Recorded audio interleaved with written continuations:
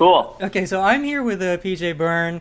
He's a star of the new show Vinyl on HBO. He plays True. Scott Levitt. And hi, PJ. Nice to talk to you again. What's up, Ricky? I miss you. It's so good to hear your voice. I miss you. Oh, well, thank you. The last time we talked, I saw you at New York Comic Con for The Legend of Korra. For those who don't know, it was a nice time. PJ was the voice of Bolin. It's wonderful. So, how has it been to transition from voice acting to now to the to TV and your face and all the costumes and whatnot? Right. Yeah. No. Yeah. It's well. First of all, I look. My wife likes me less because I have these crazy mutton chops on my cheeks, so I have to wear those 24/7 in the year 2016. Like mutton chops died in the 70s, I promise you, because I look around for anyone to help me in my chop struggles. But the good thing though is I live in Williamsburg, so everyone there, that's like a hipster area. So everybody there thinks I bake kale bread or I'm an accountant, so it's fine. It's a very safe environment to have mutton chops. Yeah. But, so that's one thing. Yeah. Sorry. Yeah, they're real, right? Yeah, I mean, it's not. Oh, they're totally real. I wear the wig is real. So I have like short hair with crazy mutton chops. But I wear a wig on the show, so that's one thing. So that you don't have to worry about that when you're doing a voiceover. And also, my outfits on the show are just absolutely ridiculous because my character is a lawyer. Yes. So he's not as cool as everyone else by his profession in the music industry. So he tries to overcompensate. Mm-hmm. With these wild, crazy outfits. And also my favorite one in the pilot, I think the first time you ever see me, I'm wearing like a purple sweater vest. Yes. And there's actually a sweater belt.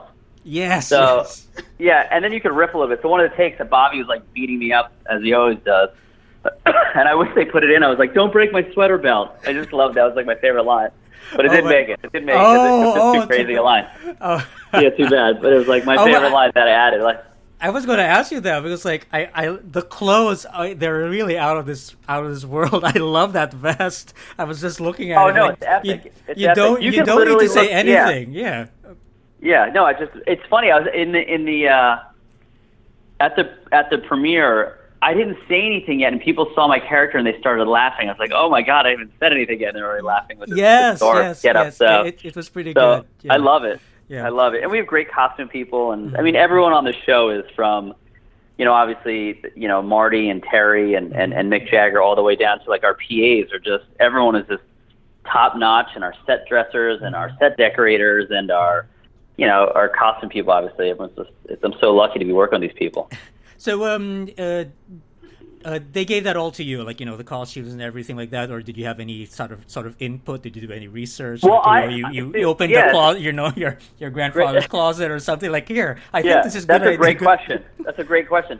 See, the thing on the time period though is what's cool about the '70s. I feel like sort of the volume is up on everything, on the music, on the drug scene, on and then the clothing. So it's just like let's really lean in and go for it. I mean, if you literally could like roll up a dish mat and like your rug and wear it out that night, and no one will really judge you. It's just like anything goes, let's do it. And that's what they would sort of debate. They have a very good idea of what outfits they wanted me to wear, but I was always like, let's just turn up the volume, because this guy is trying so hard to fit in, and just the wackier, the weirder, or he's literally like anything that came out in GQ, he's like, I'm wearing that before anyone else is wearing it. So, and if you look at some of those old Playboys or GQs, you're like, oh my God, it's incredible. The outfits they're really incredible. It's amazing. It's like a crazily awesome time for clothing. I know, like, there's like one of your co-stars, Richie, Bobby. Yeah. I mean, Bobby Cannavale. Yeah. Yeah. When there were like scenes where like, okay, this is a John Travolta vibe. He's like walking through the hallway. It's like, oh, okay, totally. It looks like John Travolta. All right. Yeah, that's what everybody was wearing. I think that's the vibe of the time. Like John Travolta captured the essence of that time perfectly. So it's like that's what it was. And if you look at footage or magazines, they're like people were rocking those outfits and that style and walking that way and smoking cigarettes and let's be honest, they were doing some drugs. Yes. Yeah, that seems like people were like popping it like candy or something like that. It was just like very normal. I have just a question about working with the cast. I love the show, but it seems like when you're doing scenes, it's like you guys seem to be like, like you're trying your best not to laugh during the scene. It feels like that when I'm watching it. It's like, oh my god, because there's just going to be a line that's just going to blow up, and everybody's just like, how has that been? Working with the cast? I'll tell you. Look, it's funny, even in the pilot too. So most of my scenes are with Bobby and Ray and JC and sometimes Max. And, none of us had ever, Bobby and Max worked together, but, the rest of us had never even been in the same room. So, the crazy things, and this rarely happens when you show up on set, and it's a TV show as well. Yeah. So that when Marty said action, it was like everybody fell into their characters so seamlessly and interacted with each other so seamlessly, and I think we all knew that there's something different in the room here, and this is special. So as much as funny stuff was happening or being said, no one wanted to lose that sort of golden essence, because those guys are pros. I mean, everyone knows those guys have been doing it for so long, and they know when they call cut, everyone's going to sort of hold it and laugh. So you just want to be sure we're getting the gold, because it creates such a beautiful buzz in the air. Yes. So everyone is pretty professional, but believe me, when you call cut, and it's like a wonderful laugh fest when you go over what just happened and who said what and who just went flying over a couch, or just what came out of your mouth, or it's awesome. And then the great thing is them being pros, everyone's able to repeat it exactly. Like if a joke worked or a bit worked, they can copy it back exactly, and that's sort of another special. Oh, great! So you've been learning from them also. Talent. Oh my God, I learned so much. It's great. I mean, these guys are studs. So I know, Ray. Ray, that's his style. Like the deadpan delivery of something funny. Oh, it's incredible. I mean, he's also this phenomenal. I get to see it every day, and hopefully more people will see it. He's done some other stuff showing his dramatic chops, but they're there and they're real. And I do a lot of scenes actually with Ray, and we get to sort of bang heads a lot, and it's the best. And even when you lean into funny, even if you're just riffing something funny or dramatic, he'll follow you there. I mean, there's a reason he's such a successful actor. He can follow you anywhere, so it's great. Well, speaking about that, how the characterizations of your different characters. I know Ray's character, started. The show focused on his on his life, basically his family and whatever. For your characters, will we see any thing like that, or are we just going to be the peripheral comic relief, which is still fine? But no, I think as the season goes on, you start to lead, especially now that we just got picked up for season 2, you see more of my backstory.